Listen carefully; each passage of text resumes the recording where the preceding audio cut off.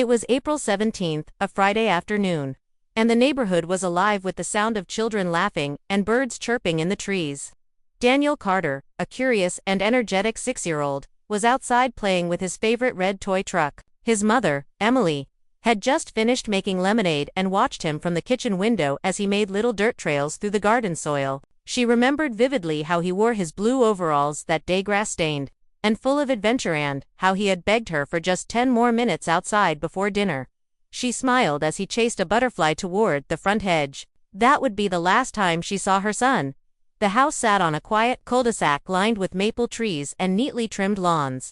It wasn't the kind of place where people locked their doors in the middle of the day. There had never been a violent crime in the area. That's why, when Emily glanced out the window again only 10 minutes later and couldn't see Daniel, she didn't panic at first. She assumed he had wandered around to the backyard or was hiding behind the toolshed like he often did during their games. But when she walked outside and called his name, the air around her felt different, too silent.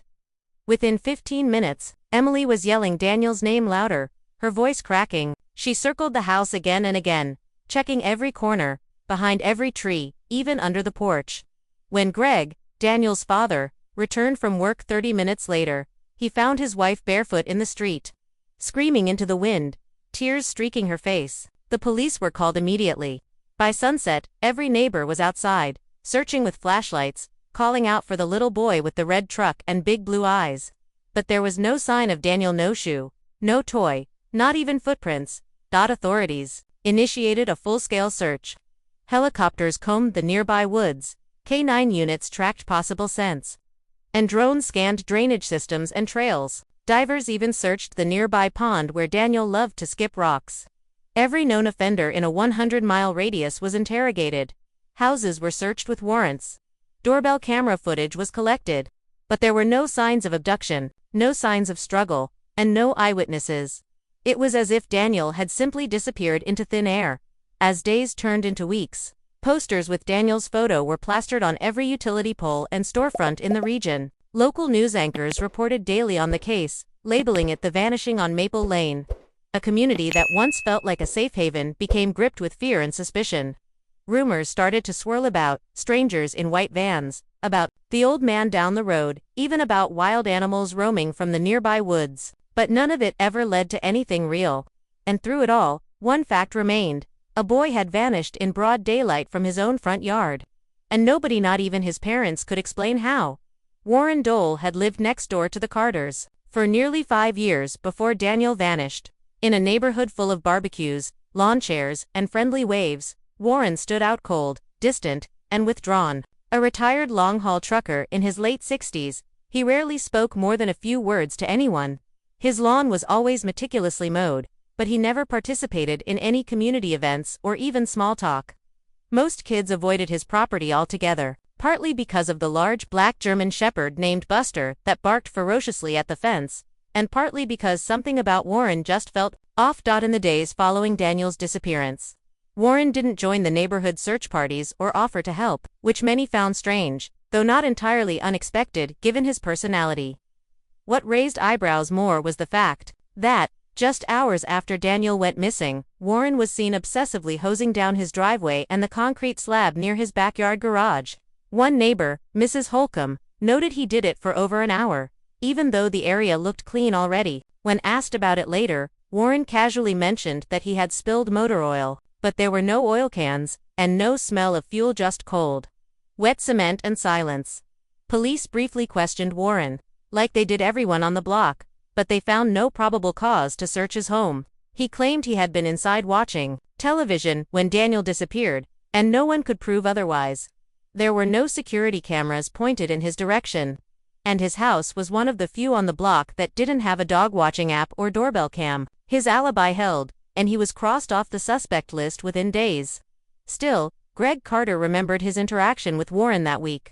"He looked me dead in the eyes," Greg would later say, and said, "Kids wander. It's what they do," but there was no concern in his voice. Not even fake sympathy.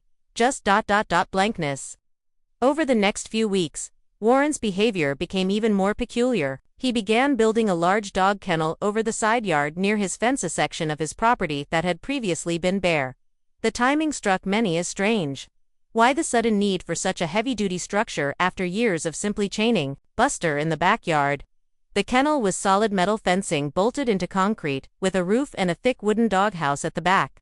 No one questioned it at the time. After all, it wasn't illegal, but the construction seemed rushed, almost frantic, like he needed it done immediately. Emily Carter later told investigators that during those weeks, Warren would often stand in his backyard at night, staring out across the lawn toward their house. He never waved, never smiled, just stood in the dark with his arms folded, illuminated faintly by the dim yellow light of his back porch. I'd catch him looking at our window, not blinking, she said. It made my skin crawl. Like he was waiting for something. At the time, everyone dismissed these instincts as the paranoia of grieving parents, but years later, they would realize those were not the habits of an innocent man. About a year after Daniel's disappearance, the Carters began to notice something deeply unsettling. On random nights, usually between midnight and 2 a.m., a long, low howling could be heard coming from Warrendahl's backyard. At first, Greg and Emily assumed it was just the German Shepherd, Buster, reacting to some stray animal or passing car. But the more they listened, the stranger it seemed. The sound didn't carry the sharp bark or growl of a dog. It was elongated, almost mournful, and layered with something else. Something eerily human in tone. Emily described the sound as a mix between a scream and a moan, like someone was trapped and trying not to be heard. The first few times, Greg tried to brush it off, telling himself that grief was playing tricks on their minds. But it didn't stop. In fact, it grew more frequent.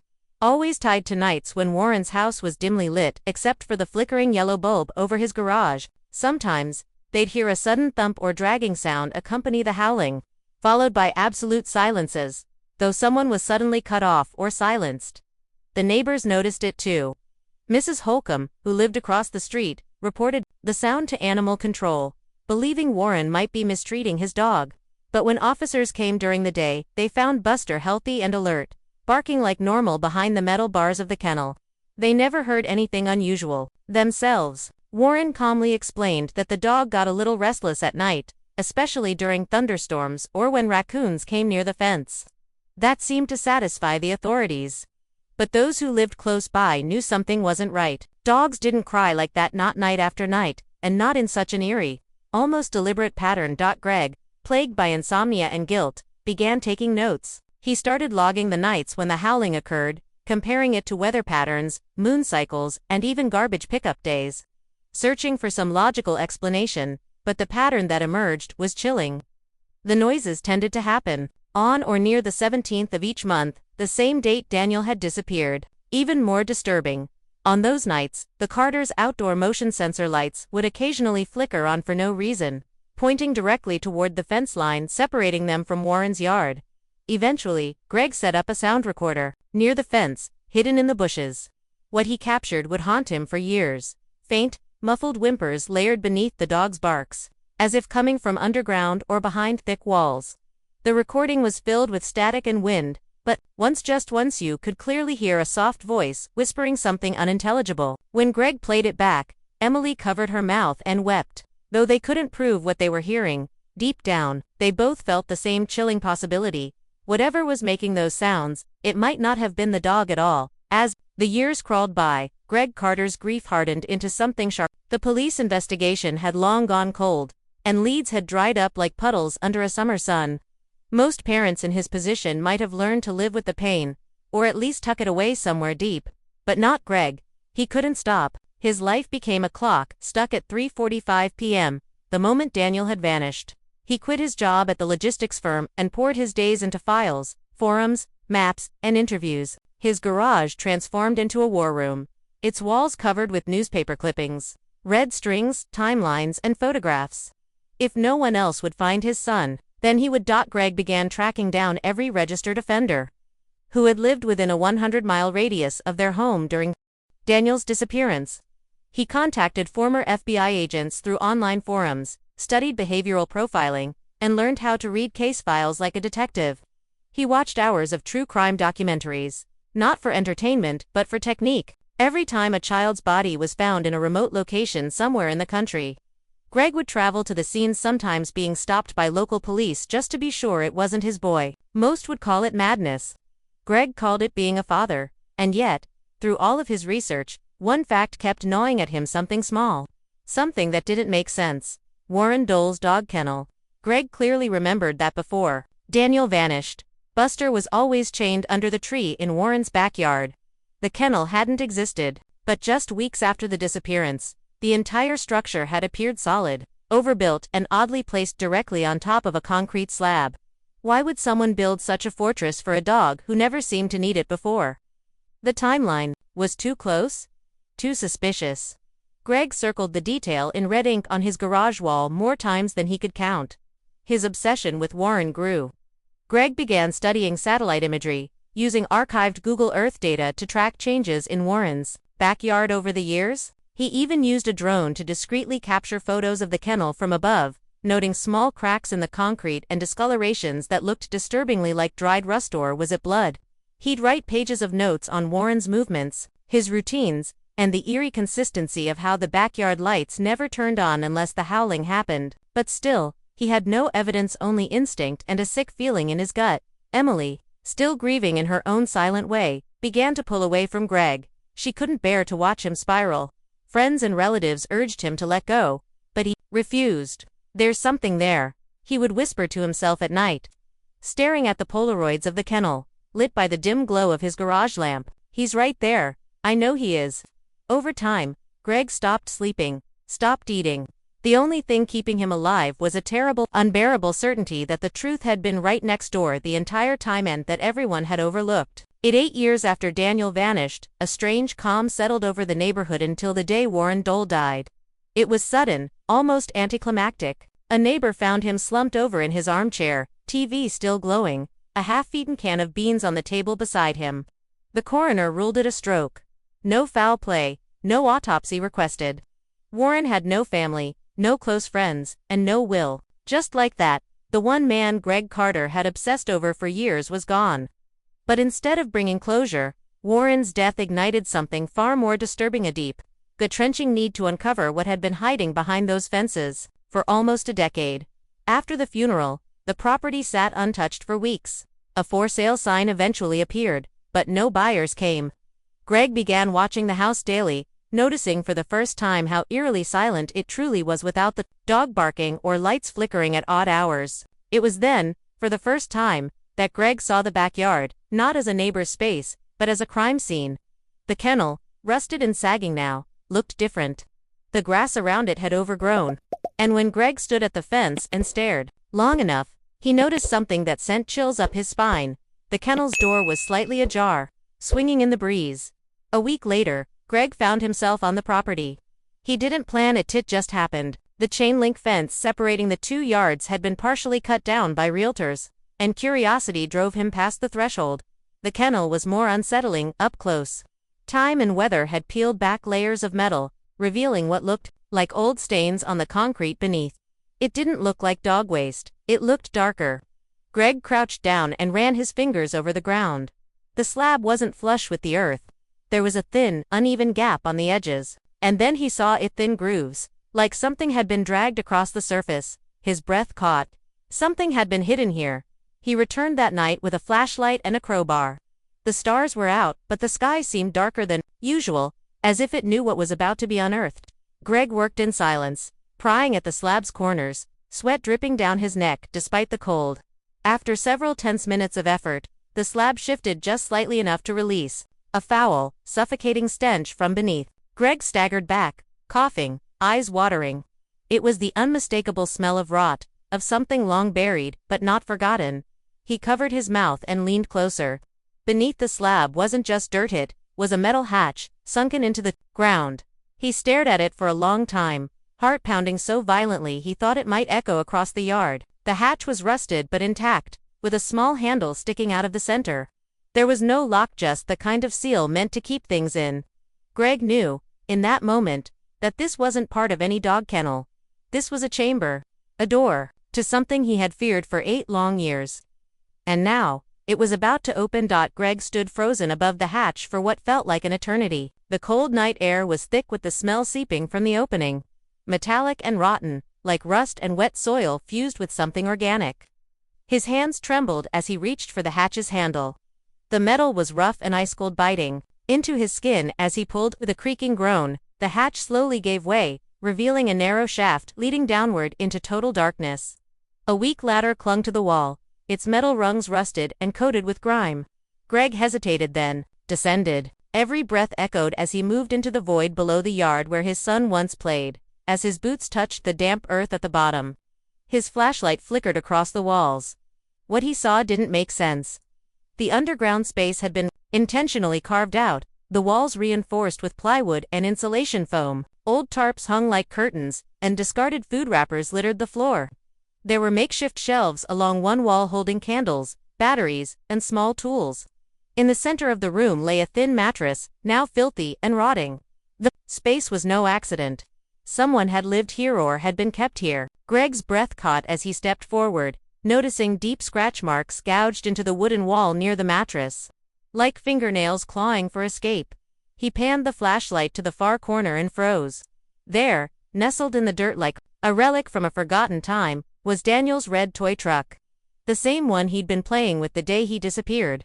Its paint had faded, and one wheel was missing, but Greg knew it instantly. He fell to his knees, his chest tightening like a vice. Next to the truck was something smaller, dusty, worn, and unmistakable. A single child's shoe. Daniel's shoe. Greg stared at it for a long time, not ready to process what it meant. Time seemed to stop. The silence was absolute. No wind, no distant hum of cars, just the heavy thrum of his own heart pounding in his ears. He staggered back, pointing his flashlight toward the entrance, now feeling like a grave. The walls around him suddenly felt too close. His mind reeled. This wasn't just a hiding place, it was a prison. Someone had constructed it, used it, and sealed it. And that someone had lived just feet away, tending a dog kennel that was nothing more than a facade covering a personal hell. As the flashlight's beams swept across the ceiling, Greg noticed something that shattered him further. The remnants of drawings, etched with a child's handstick figures, a sun, what looked like a house. And beneath it, written in smeared, childish letters, Dad. Greg collapsed to the ground, clutching the shoe, the drawings, anything he could hold that proved his son had been real, had been here. It was no longer just a mystery. It was now a nightmare turned physical, claustrophobic, damp, and saturated with a sorrow too big to measure. And yet, something inside him whispered that this chamber held even more secrets. Deeper than the visible, darker than the dirt. Something still waited to be found on. He hadn't reached it yet. As Greg regained his composure in the suffocating darkness beneath the kennel, a strange sensation crept over him, like he was being watched. The silence wasn't peaceful. It was oppressive, intentional, as if the walls had been built to swallow sound itself. He turned his flashlight toward the far corner, where a narrow passage branched off from the chamber. It wasn't part of the original crawlspace, he could tell. The dirt was packed differently, the walls curved as if someone had dug them out slowly, methodically, over time. Without a second thought, Greg followed the tunnel, each step feeling like he was descending deeper into someone else's madness. The passage led to a second room, smaller but more haunting. Unlike the first chamber, this one was sealed off, with wooden panels and thick insulation. There was no mattress here, no food or light source, just a single chair bolted to the floor, and beside it, chains anchored to the wall. Thick leather straps dangled from the metal links, frayed at the edges like they'd been yanked at repeatedly. The air in this room was colder, denser. Greg's breath began to fog in the beam of the flashlight. It was a room built for only one thing: containment, not comfort, not survival, control.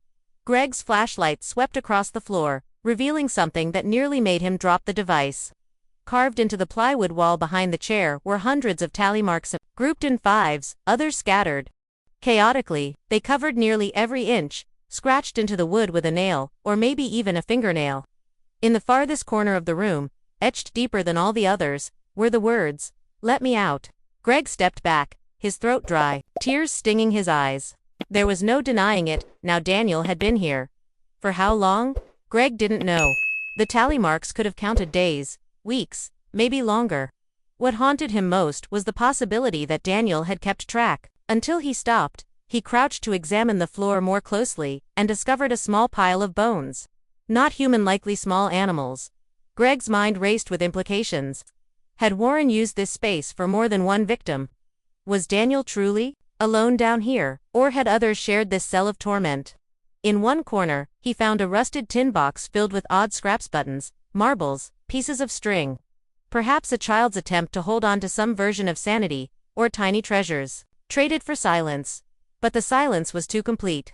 Too engineered. The insulation, the layout, even the way the tunnel was built, it was all meticulously planned to ensure that no sound escaped, no cry for help, no hope of being heard. Greg staggered back into the main chamber, the weight of it all pressing into his chest. He looked once more at the crude drawings on the wall, sunlight houses, a stick figure holding a balloon, and felt the crushing irony. Someone had drawn the outside world while being buried alive. This chamber was not just a prison. It was a grave carved for a child who had once laughed in the sun and played with a red truck in his front yard.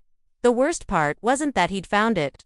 The worst part was knowing it had always been right there beneath their feet. Beneath everything, the discovery beneath the kennel sent shockwaves through the community. Forensic teams swarmed the site for weeks, unearthing evidence no one wanted to believe. DNA samples confirmed what Greg already knew in his heart. Daniel had been there, had lived there, had died there. The official reports remained vague, the case closed quietly to avoid public hysteria. Warren Dole, long buried, was never tried, never questioned, never punished. And yet, justice of a sort had finally clawed its way out of the ground. The Carter home was sold the following spring. Emily moved to be with family, trying to piece together a life beyond grief. Greg, he disappeared from the public eye altogether. Some say he left town. Others say he checks every missing persons case that comes across national databases, still searching. Not for Daniel anymore, but for the other children who might be buried behind other fences, under other kennels. His obsession no longer rooted in hope but in warning. The house next door sits empty now. No one wants it. Realtors stopped showing it. Locals cross the street when passing by, avoiding its dead windows and the kennel that still stands in the yard, rusted and untouched. Some say, on cold nights, when the wind is just right, you can still hear scratching coming from beneath the earth. Others swear they've heard a child's voice whisper, "Let me out." But one truth remains, carved into plywood and memory. Sometimes, monsters don't live in the woods. Sometimes, they live right next door.